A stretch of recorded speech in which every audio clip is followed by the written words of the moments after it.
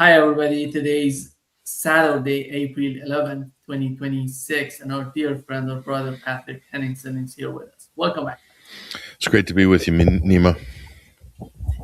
Let me start, Patrick, with the ongoing talks between the United States and Iran. Who's not in these negotiations?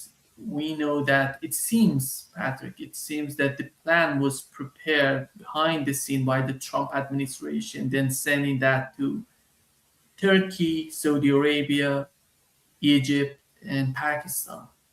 Then to China, China talking to Iranians, Iranians then getting back to Pakistanis.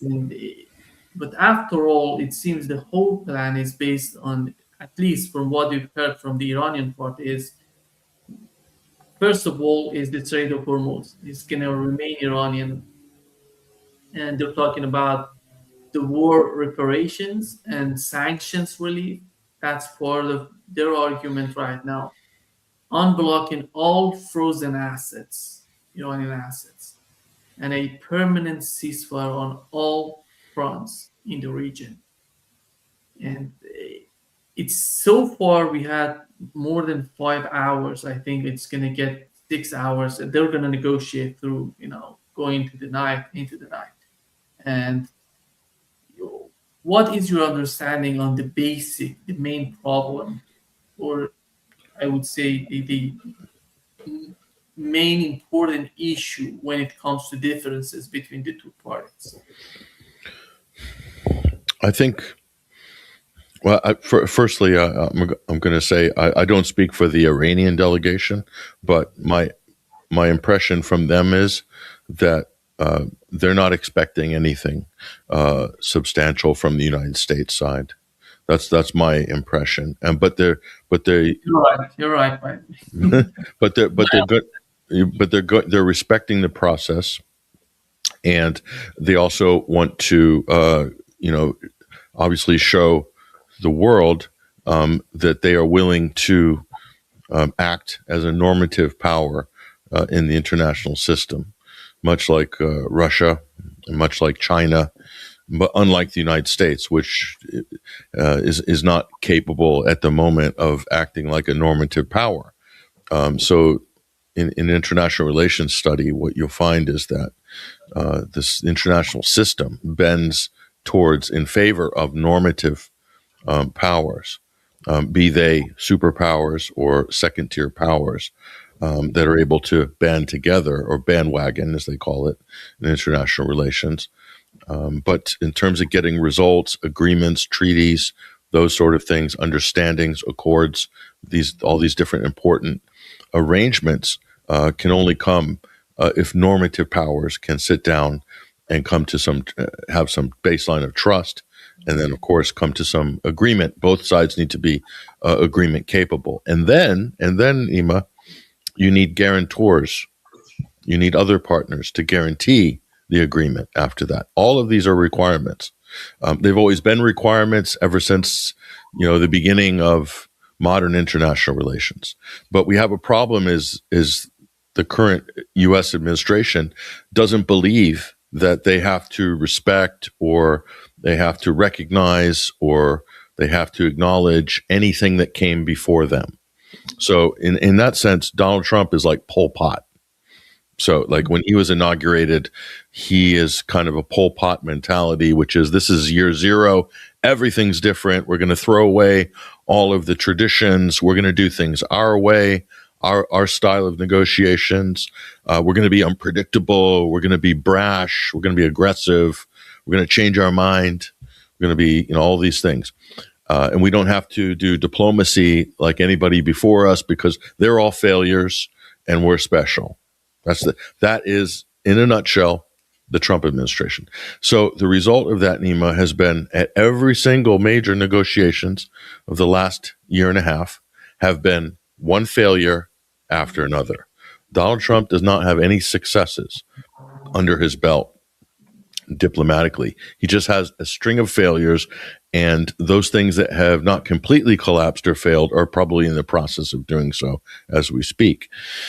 And the reason is because this style of politics which doesn't believe in any framework, establishing frameworks, doesn't believe in bilateral understanding, doesn't believe in sowing trust and fostering trust and good relations, you cannot have the basis for any agreement.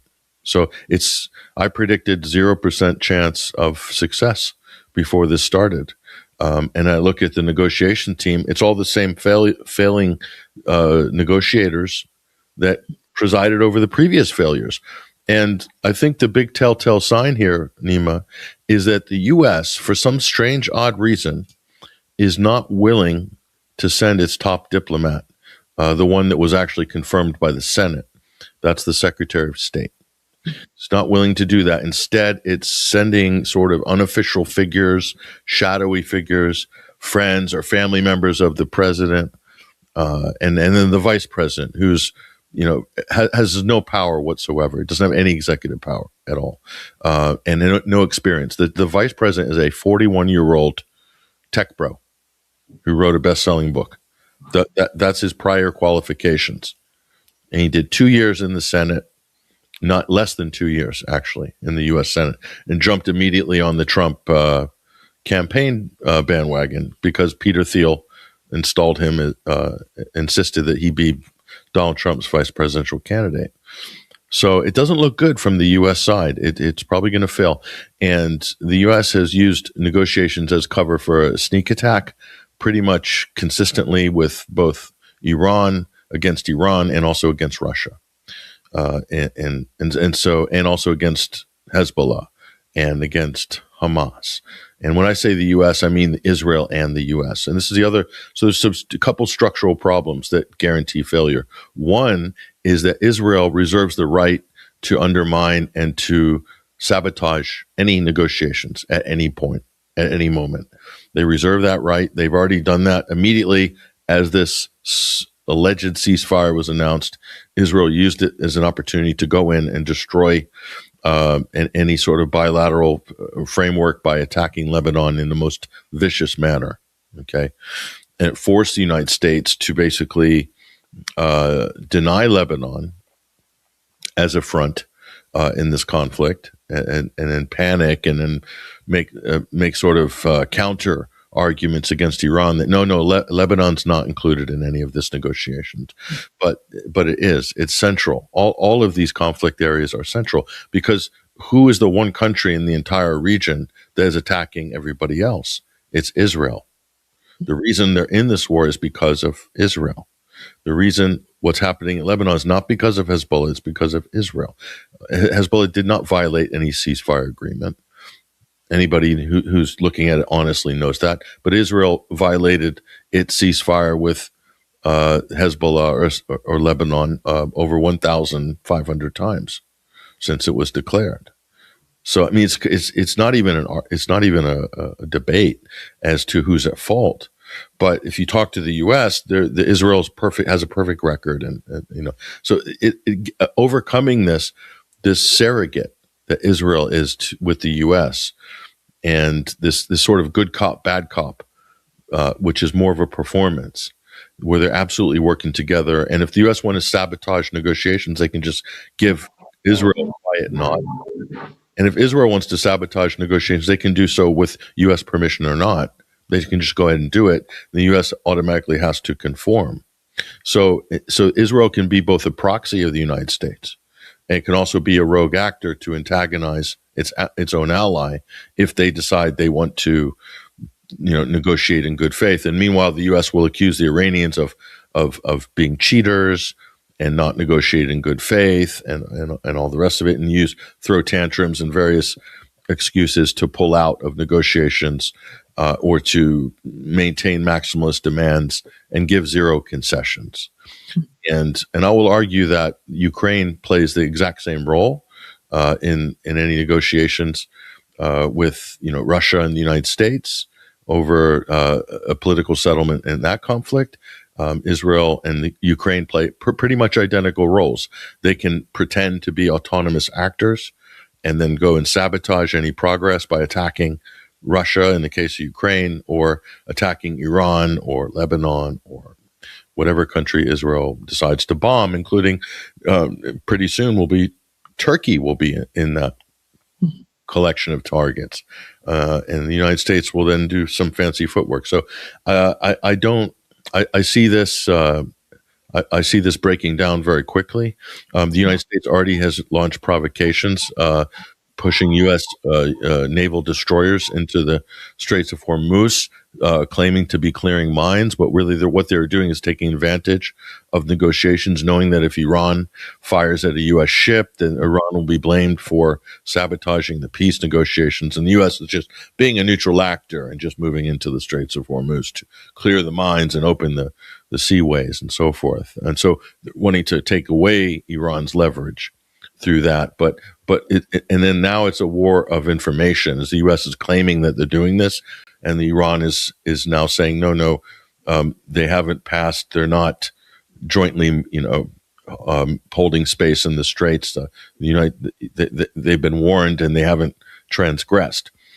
So the U.S. media has already run with the U.S. story that the U.S. is in there. It's already hit the headlines, and so that's to create pressure and then to blame Iran for being the problem. You see, so this is just the way it's going to be. So yeah, Iran's just probably not surprised that they're going to have to play this chess match constantly with the U.S. There is no chance with I'm going to say, Nima, with this president, this current administration, there is zero chance of any successful negotiations. Zero. Both with this theater and with Russia, Ukraine, or Gaza, or anywhere else. Definitely not Lebanon. The United States is working behind the scenes to currently actively now working to try to start a civil war in Lebanon. That's what the United States has been for months now, actively fomenting a civil war, and they're determined to get it. And this is what Israel has asked Washington for.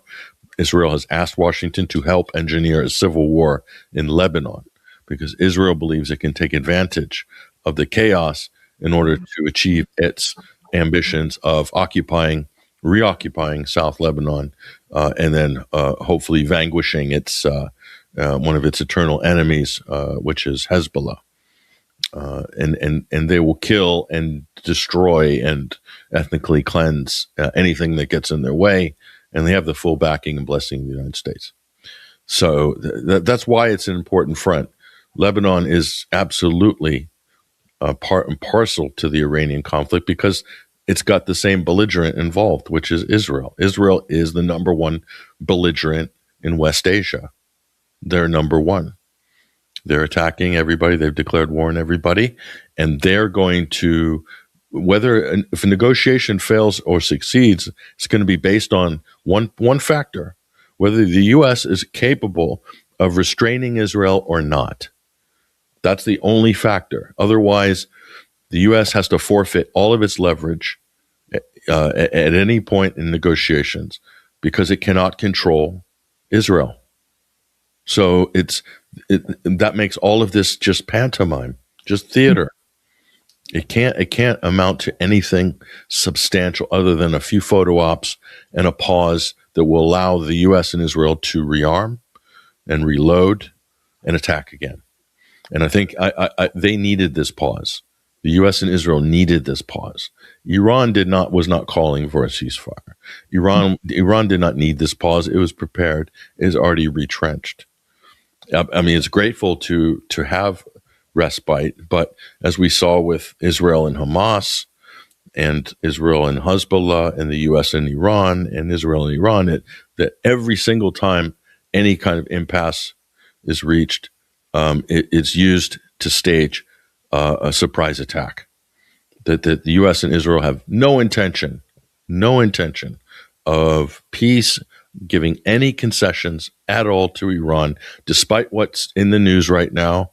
With Trump, everything can be walked back in a matter of hours. And he'll flip-flop twice before dinner, and again before morning coffee, and then again before lunch, and twice before the next evening's dinner. So the U.S., the Trump administration is not agreement capable. They're just not.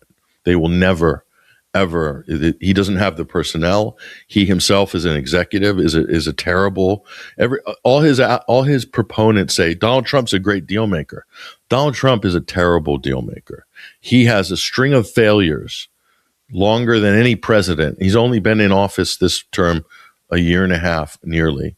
He has a string of failures that is just it's more failed deals in a year and a half than any president could manage to squeeze into one term. And all he does is accuse every other president of signing bad deals. And then what he does is withdraw from treaties and deals, and then he himself doesn't have any success reaching any deals. And all you get is this long, monotonous gestalt of chaos and destabilization and war. That's what this president can deliver. He can deliver war, instability, a failing economy, and that's exactly what he has delivered, which is the exact opposite of what he was elected on, what he campaigned on. And he has no problem, apparently, with that. Zero self-awareness, doesn't care what voters think, doesn't care what his base thinks, has already basically just ejected and discarded his own support base. He's basically thumbed his nose to MAGA this week, finally, and basically called them all low IQ idiots, basically. That's what Donald Trump's doing at the moment. So his base, his remaining base, is Wall Street thieves who are doing call options and put options on oil and stocks according to what Trump puts on his True Social. That's part of his base. The other is big oil, big fracking, LNG, and big AI and big defense. There's no people in that base anymore. There's no more populist support. Donald Trump has gotten rid of all that. And now he is basically being propped up by those elite factions, which I just mentioned. And the results are pretty predictable, quite frankly. Because what do all those players that I just mentioned want? They want war. They want instability. They want a choked supply of energy on the global market so they can take advantage of higher prices and they can retrench and monopolize geographical locations that they previously didn't have consolidation over, but they do now. You see how this works? That's the net of all this, is whether intended or not, the net is there's a short supply of energy on the global market. And most countries have either had it stolen from the U.S., damaged, destroyed by U.S. allies, like Ukraine is destroyed. Right now, Ukraine has destroyed 30% of Russia's petroleum export capacity. And between Iran, the U.S., and Israel, a large percentage of the Gulf production has either been shut down or Iran's going to do what it's going to do out of its own interest, but that's been factored in by Israel. That's why Israel hit the South Par gas field. And that's why the United States asked Israel to hit the South Par gas field, because it knew Iran would retaliate. The overall degradation of the Gulf benefits America. That's a zero-sum policy. Benefits America, weakens the Gulf, weakens overall energy. That can be rebuilt later by the United States and Israel. This is what they believe. And they will run future energy through Israel as the energy hub. That's their plan. But in the meantime, the United States will consolidate and dominate and profit off the global shortage. And they have a bigger share over Europe now than they did before. So this Nord Stream pipeline sabotage, that was a U.S.-led operation via NATO. Everybody who studied it knows it. Okay, we exposed that in great detail at 21st Century Wire. We have the reports pinned to the top of our featured section still on Nord Stream. And then the net result of this war in the Persian Gulf has been like a Nord Stream Part 2. And this has the Qatari force majeure of LNG production and shipments to Europe's southern flank have achieved another coup for the United States. But they got Israel to do it, and they kind of got Iran to do it indirectly for them by starting this war. Iran has to do what it has to do for its own security and to achieve deterrence. But unfortunately, part of the net result of that is going to be is playing into the U.S. hands, which is to preside over a much more strangled global energy market, where they will emerge as the winner, as the most dominant and most profitable country. That's why they went for Venezuela in December, because they knew once they've secured Venezuela, they could move on to the Persian Gulf, and they did. So I think this was by design, and whether it's successful or not, Nima, remains to be seen. Yeah. The case of these two destroyers were so, interesting, because they tried to get them passed through the Strait of Hormuz. Then we had the reports in the Washington Post. They're talking about they have already passed through the Strait of Hormuz without having any sort of difficulties. Iranian media denied that, said nothing of that sort has happened. And later on, it's all about making some sort of PR operation, making some sort of, it's because they have this dominance on the mainstream media. They can manipulate the public opinion all around the world. And finally, we had the report on Bloomberg reporting that they tried to cross the Strait of Hormuz, but were turned back after the threat from IRGC. But basically, Patrick, I think what's really wrong with the Trump administration is the key is deal and agreement. There is a huge difference between deal and agreement. Deal is something, I sell my car to you, we're not going to see each other anymore. And everyone I sell an apartment building to you and it's done. But agreement is something that you agree with somebody to work on something that you have some sort of differences considering that issue. Like IBM Treaty between Russia and the United States, it needs the active participation of all parties involved in that agreement. And I think that the Trump administration lacks that ability. You have Steve Witkoff, Jared Kushner, they don't know what is negotiations. We had JCPOA. JCPOA was, I would say, it was some sort of, it wasn't perfect. Everybody knows that. And no deal is perfect. We know that. But it was a huge diplomatic work on the part of the United States and Iran. Nothing of that sort can happen. You look at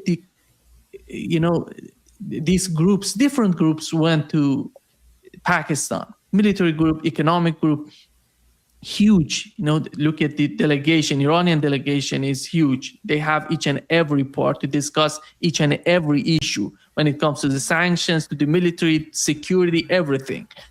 But I don't see that sort of ability in the Trump administration. You've mentioned why Marco Rubio is not there. Why is he? Because he's not capable. Nobody is in the Trump administration is capable of talking or negotiating, making agreements. These people are deal makers. And at best, I'm talking about. But even in that direction, Donald Trump doesn't trust Marco Rubio. He doesn't. These two guys, even to Russia. This is the problem. He sends these two clowns who are, widely regarded as unregistered Israeli agents. That's Steve Witkoff and Jared Kushner. They act solely on the interests of Israel. And they have a direct line of communication with Benjamin Netanyahu's office. And they basically are coordinating with the Israeli government. And they could sit in meetings all week, and they have before. They write nothing down. They record nothing.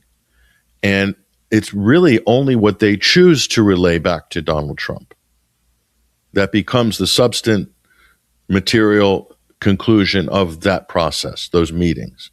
That is not diplomacy. That is not somebody acting on behalf of a state or a country. Neither Steve Witkoff or Jared Kushner. Jared Kushner, it's just out of pure nepotism because he's the president's son-in-law, and he's a family friend of the Netanyahus, and he's the son of an a Jewish-American gangster, I think part Israeli, I'm not sure, Charles Kushner, a convicted felon who Trump pardoned and made him ambassador of France.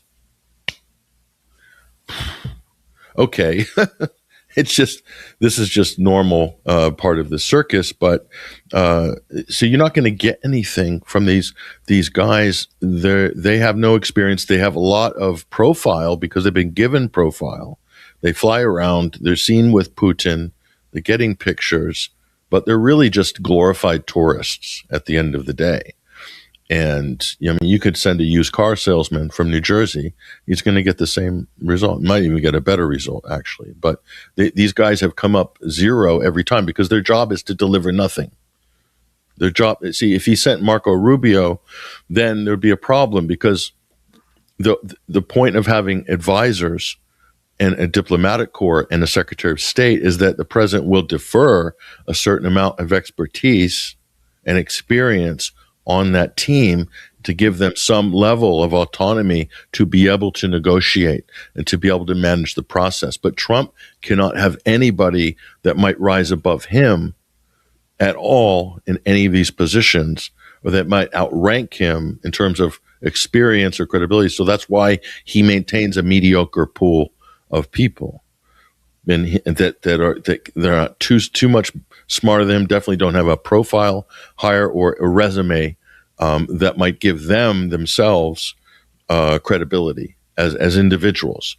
For Trump, the only credibility people on his team have are that he has selected them, that he has endorsed them.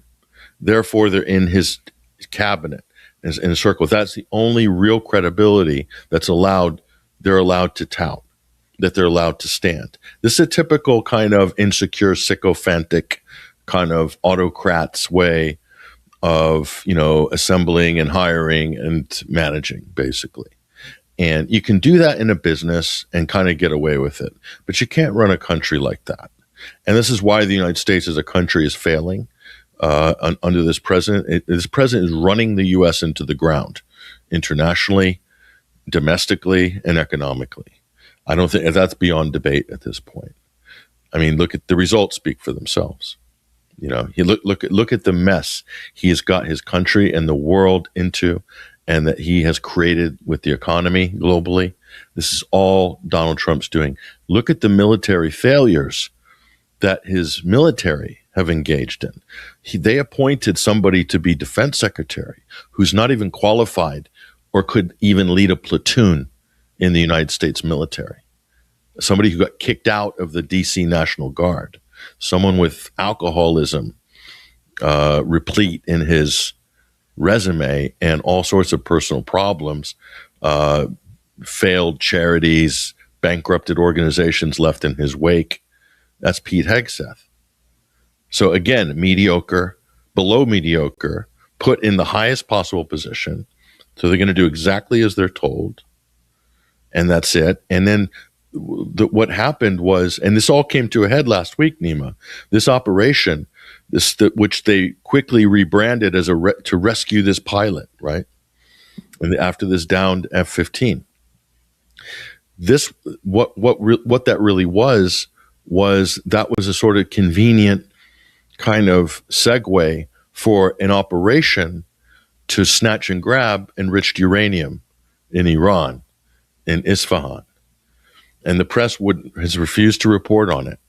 The press reported, the Washington Post reported on the briefing that the president got about the operation, but they won't report on the operation.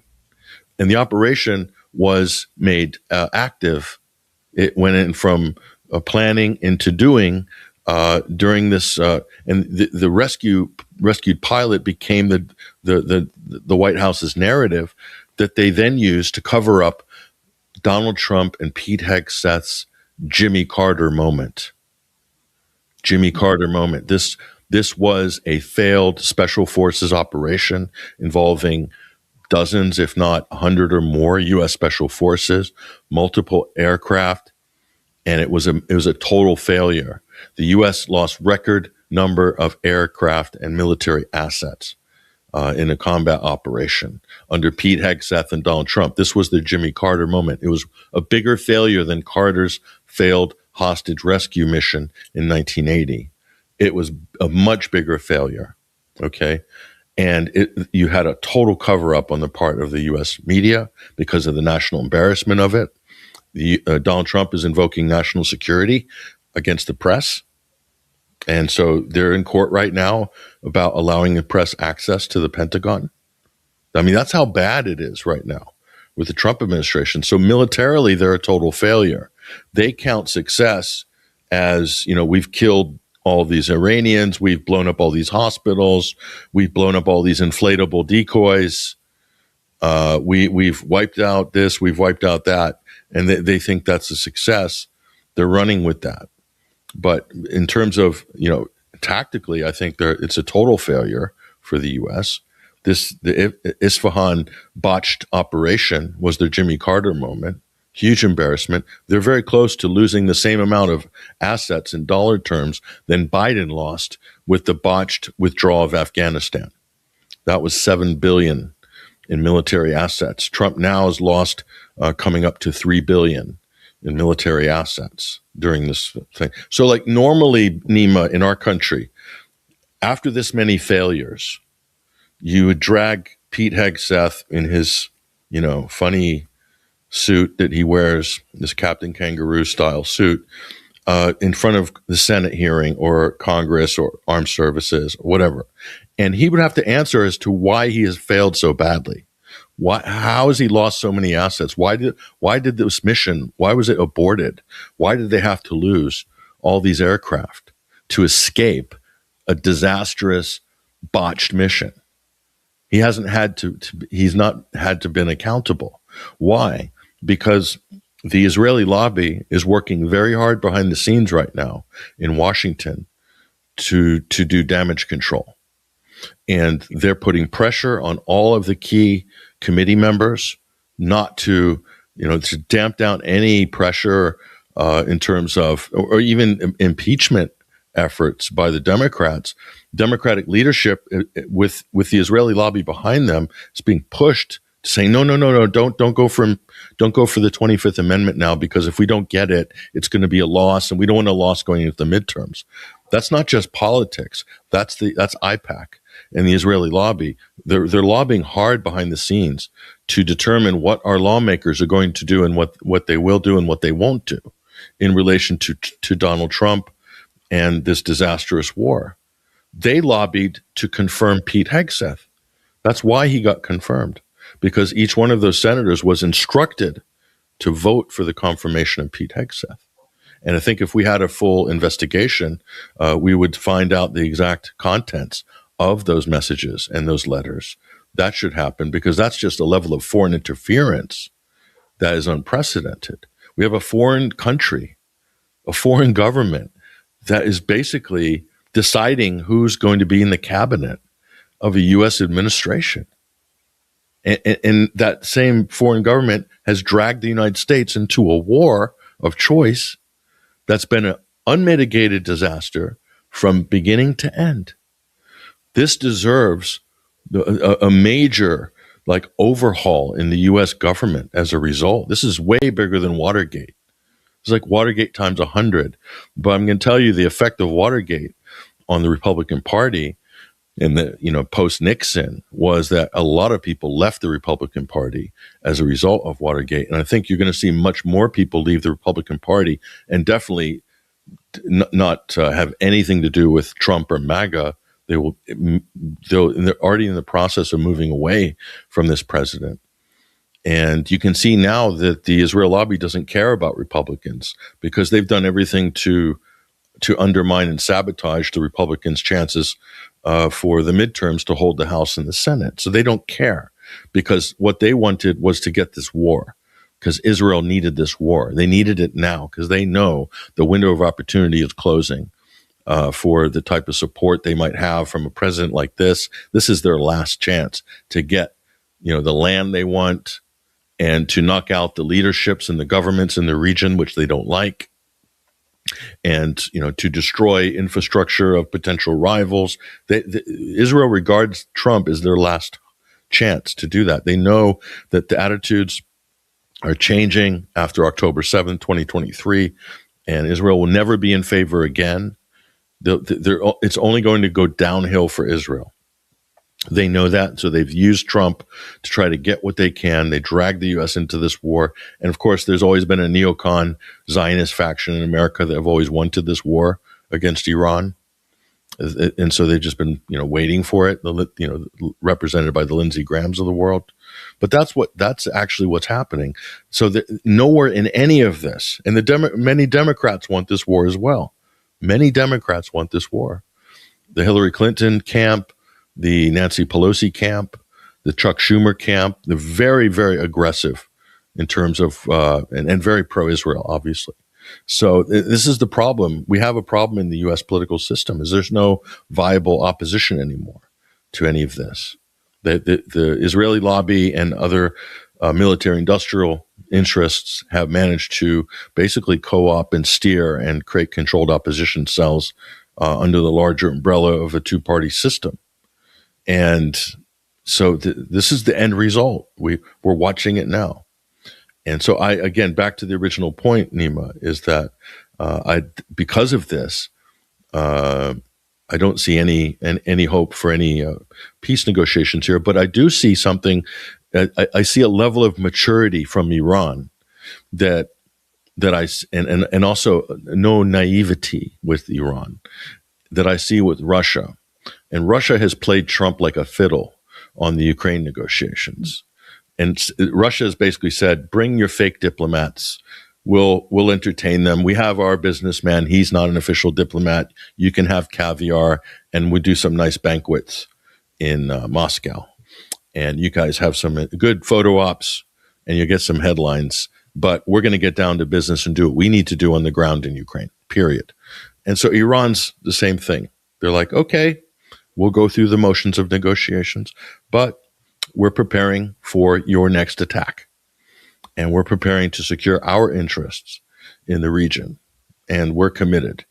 And we're just going to get on with it. Go ahead with your theater and go ahead with your proxies. And so this is a level of realism that has taken over in Tehran. And the end result, Nima, as you well know, is that if the West were hoping that the reformists or whatever were going to emerge as some sort of a viable bloc in Iran, that's not going to happen. And likewise in Russia, there's the liberal, pro-LGBT, pro-liberal, pro-this, pro-that bloc in Russia, the Navalny bloc or whatever, that's not going to happen either.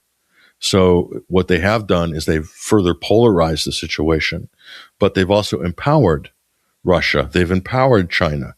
The United States has empowered Iran and Israel as well through their own actions. They've empowered them, and they've forced their hand. And now you're starting to see the results of that. And then the other question is, what's going to become of the Gulf countries, these Gulf monarchies that were set up by the British Empire, which are not legitimate monarchs. They're tribal chieftains that have been elevated way above their natural status, but kings and princes that were created by the British and then maintained by the Americans after them for the sheer purpose of just looking after American and Western interests, fueling the petrodollar and so forth. But now all that's thrown into the disarray, Nima. And so there's no guarantee for the existence of any of these Gulf sheikdoms going forward. They're now on borrowed time, and I think they know it. So it's going to really be up to them whether they want to survive. It looks like Qatar has probably been the most pragmatic so far. Mm-hmm. And Qatar has seen the writing on the wall and saying, we want to survive, so we're going to change our policies now vis-a-vis our relations with America. And that's going to put pressure on the other Gulf states to decide what they want to do as well. So things are changing, Nima. They're maybe not as fast or in the way that we would like, or many would like. If those who want peace and prosperity, of course, when I say we, those who want peace and prosperity and stability, not as fast as many of us would like, but they are changing. The latest news here, CNN reported that the talks would continue tonight, and maybe tomorrow they're going to continue with the talks, with the negotiations. But the main issue, it seems, that is how to manage the Strait of Hormuz. The United States suggesting to Iranian part they can do together with Iran. It's amazing to hear that. It's not going to happen. I think never Iran would accept that. If they get back in the war, the worst war, that they're not going to accept that.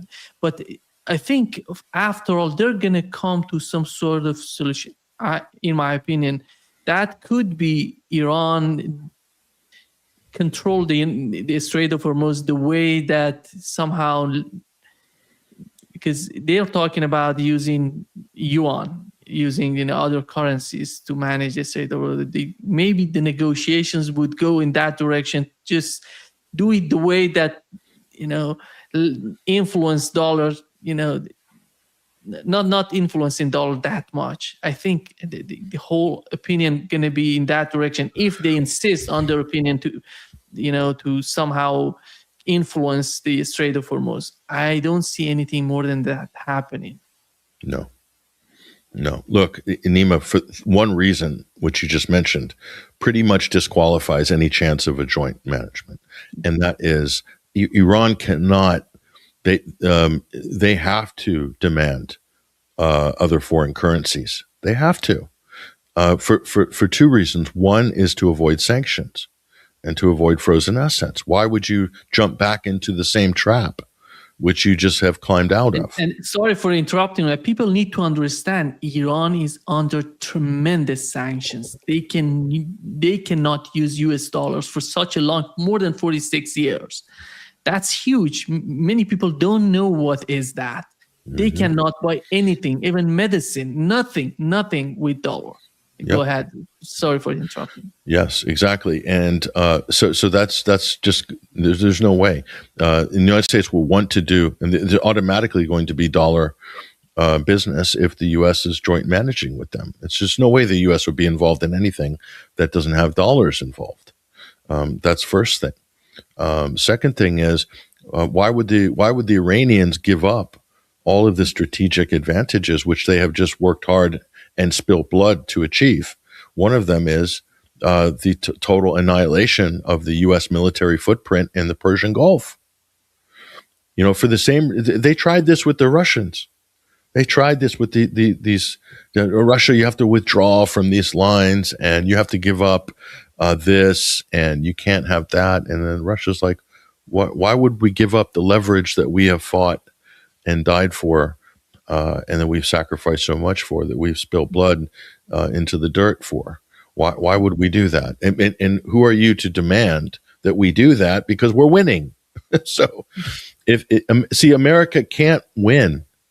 America can announce they've won by saying what they've destroyed, or saying how hard they punished Iran, or they made them suffer. They can announce victory, but the reality is the United States of America is many, many, many, many, many thousand miles away, and that is not their home field. There's only so much they can do to micromanage and control that region or control Iran, and either through sanctions or hard power. And one of the big advantages the U.S. had, they just sacrificed. They gave up all of their bases in the region for Israel. For Israel. How is that in the U.S. imperial interest? I mean, it's not. And so Israel felt that was a gamble Israel was willing to take, and they basically forced the United States into that gambling hand by opening up the front on this war. And, the U.S. has arguably had joint planning operations with Israel, but we have to go by the front of house narrative, because at the end of the day, that's the legal definition of this war. And any agreements are going to be based on that legal definition, which is Israel started the war and the United States joined them in a preemptive war of choice. So if there's any agreement, it's going to be based on the legal definition of what we've just witnessed over the last 40-something days. But anybody who's still making the argument that that this is somehow that this is really in U.S. imperial interest to have given up billions and billions of dollars that they invested into the region over many, many, many years, like 70 years, and then forfeiting all of that as a gamble in a sneak attack by their greatest ally in the region, Israel. I mean, it's not a serious argument. So anybody who's saying that the tail doesn't wag the dog and trying to make this argument, this is not a serious argument. It's a conspiracy. It's saying that Israel is not a factor in U.S. foreign policy.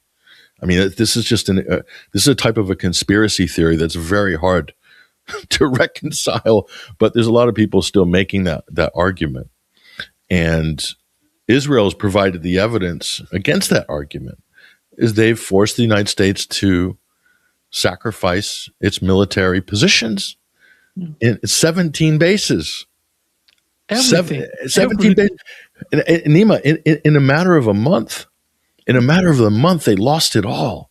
That's like going to the table in Vegas and putting it all on black and then running the roulette, and it comes up red. You just lost everything. You put your house on there.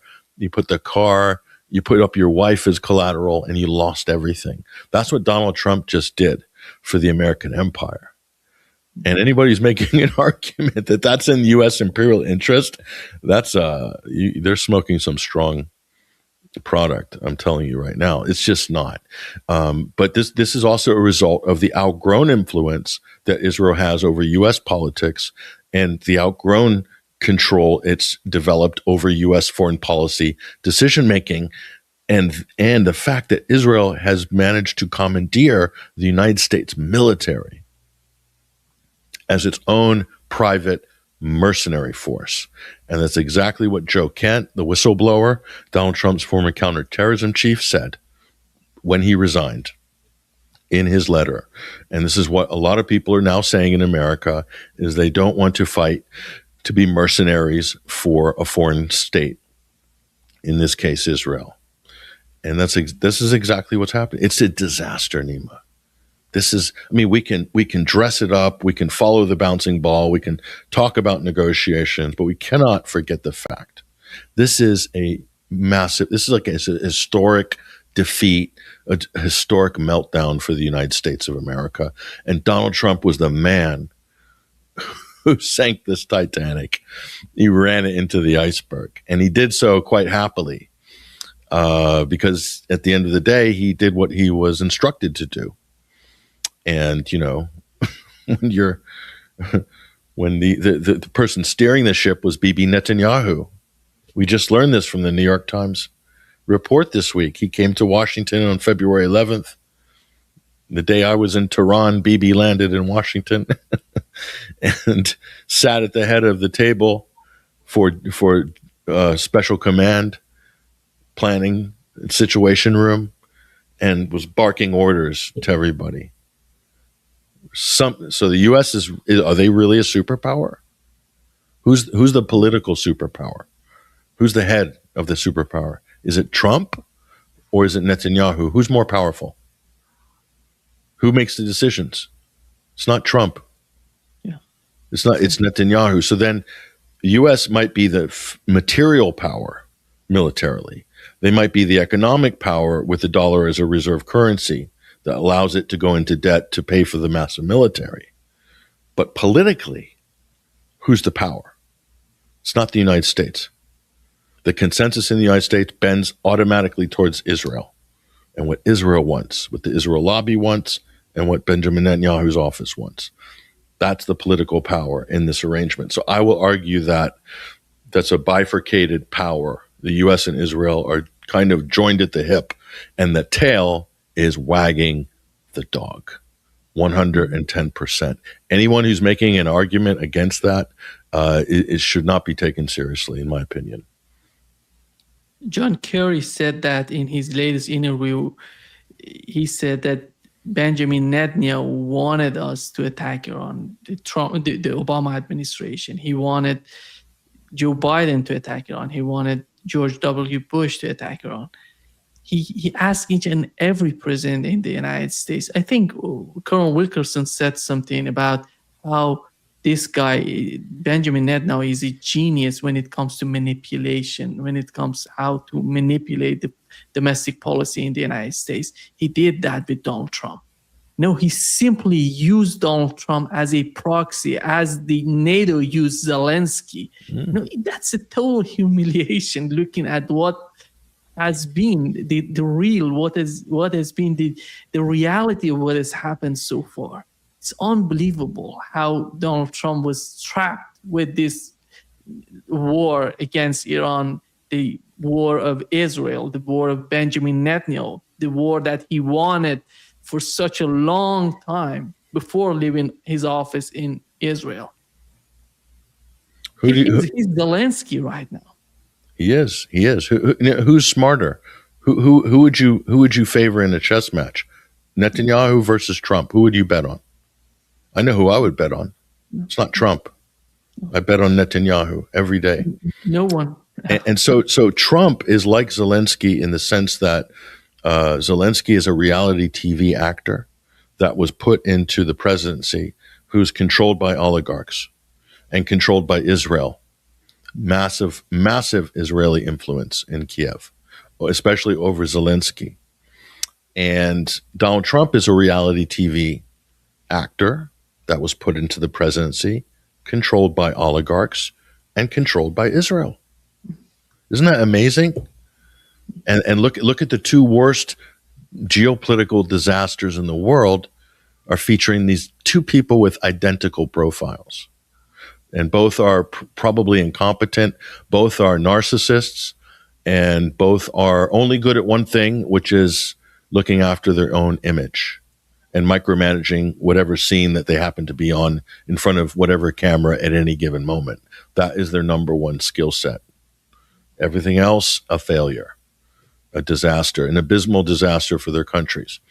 So that's quite an interesting comparison. But at the same time, you know, they do change places a little bit. Is Ukraine's allowed to be the rogue attack dog to go attack Russia as and when, to stymie any peace negotiations. This is the role they play, and also to help disrupt Russia's energy industry. And then likewise, the U.S. allows Israel or Israel allows itself to be that rogue actor to attack, to undermine negotiations, and to attack any energy infrastructure in the region, to throttle global supply. And they're both on so many different facets that some of these actors in these two theaters are all performing very similar roles. And just look at the bottom line. Look at the bottom line. Then you can see, as they say in Latin, qui bono, who benefits. That's the ultimate. Follow the money, and you'll see who the beneficiaries are. And right now in the Persian Gulf, the chief beneficiaries, while Iran has benefited politically tremendously, but they've done that at a huge cost, and they've also fought for that. Okay, and they've also done that out of self-defense. Big difference. They didn't attack. They didn't start the war. But on the economic side, the other beneficiary are the U.S. oil and gas industry, and the U.S. stock market, and the banks in Wall Street. They benefited tremendously. They're making a lot of money. And the president himself has personally benefited, as have his family and his inner circle, from his tweets and from his policy flip-flopping and from the general chaos and disaster that is this conflict. So that's beyond debate at this point. So in terms of, you know, whether this is going to be allowed to continue or not, or whether the U.S. will be serious about any of these preconditions from Iran. The minute they allow unfrozen assets, unless they do it secretly, which is a possibility, to unfreeze Iran's assets but keep it secret, the press there'll be a massive backlash from the right-wing press, because they've been saying that Obama was handing the money to terrorists, basically. After the JCPOA, planes full of pallets of cash were sent to the mullahs in Iran. They still say that on Fox. And that was done to fund terror. It's done to fund terror, you know. So that could turn on Trump if they allow sanctioned assets to be released to Iran. So there's all these impediments that are built into the U.S. system, and also the U.S. propaganda matrix will prevent a lot of the concessions from being made that would lead to a deal So again, this is why I predict 0% success for the Trump administration on this, and with his, shady so-called negotiators that are just glorified Israeli assets, basically, Steve Witkoff and Jared Kushner. If they're involved, you can be sure that the sneak attack is underway. Any moment, a sneak attack could happen. If those two are involved, they're relaying stuff back to Israel and probably giving a whole just bill of goods to Trump, because their priority, Steve Witkoff and Jared Kushner's priority, is not the United States. It is not Donald Trump. It's not the people of the United States. Their priority overwhelmingly is to deliver what Israel needs and what Israel wants. And I'd like to see anybody make an argument against that. You can see it in their words and their actions, and look at their past results. I think so. That statement I've just made, I think, is irrefutable. Patrick, there was a report on CNN, exclusive report, that it shows that U.S. intelligence indicates China is preparing weapons shipment to Iran. It seems that there are communication between Iran and Russia. Today, we've seen, for example, an Iranian C-130 cargo plane over Tehran. And there is something going on, it's these 2 weeks of ceasefire. It's not going to, only be some sort of rest for Israelis and the United States, but also would be, good for Iranians as well. But do you think that if the report is true, if they're talking, if they're not trying to make some sort of false allegations, it seems that China is preparing. We've learned that China was trying to somehow to convince Iran to go after these negotiations. Right now, if the reports are right and they're reporting correctly, China is planning for the failure if something fails with the negotiations to go to do something else. Yeah, no, of course, China's under no illusions that these negotiations are going to net anything substantial. They are part of a longer process, and that process includes everybody in the world watching and observing as well. It's all part of the political process of this and the development of it. But I don't think so. China is already making contingencies. Russia's already made contingencies, and I think a lot of other countries are as well. The fact that Pakistan is in a mediation position, I think, is a massive win for China, because Pakistan's a very strong ally of China. But I think Pakistan has done this on its own volition, because Pakistan's relationship with Tehran is also very strong, and people don't realize that, and it has been traditionally very good. But Pakistan, it's an existential issue. They know that if Iran falls, they're next, because they've already been threatened by the Israelis. You see, an Islamic country cannot be allowed to have a nuclear weapon in Asia. And so that was a direct threat to Pakistan. So that obviously for them, it's a direct interest. But overall, I think China is not in a hurry, but would like to see a resolution made on this. And obviously they have energy concerns as well, but China still will survive. Even if there's a throttling of the Persian Gulf for the next 6 months, it's going to be a disaster for the global economy. But China will survive. They'll make it'll be difficult, but they will cope. They'll manage. I can't say the same for a lot of other countries, especially Western Europe. Different story altogether. So so we'll see. We'll see. Yeah, exactly. Thank you so much, Patrick, for being with us today. Great pleasure, as always. My pleasure, Nima. Take care. All the best. Please, before wrapping up, please go to 21st Century Wire, and you can follow Patrick on his Substack, patrickhenningsen.substack.com. Right below his name, you can see, his Substack together with 21st Century Wire. And then drop my YouTube channel. Drop the link in the description. And if you guys can like and subscribe our YouTube channel, we're heavily censored on YouTube. And any help, like and subscribe, follow us, will be massive. And we really appreciate it if you can do that. So thank you. Yeah, sure. I'll put all the links in the description of this video right after this. Thanks a lot. Thank you.